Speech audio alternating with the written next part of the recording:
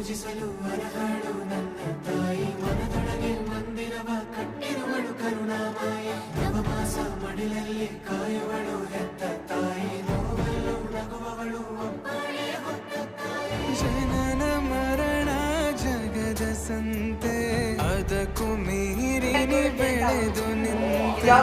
ಕರುಣ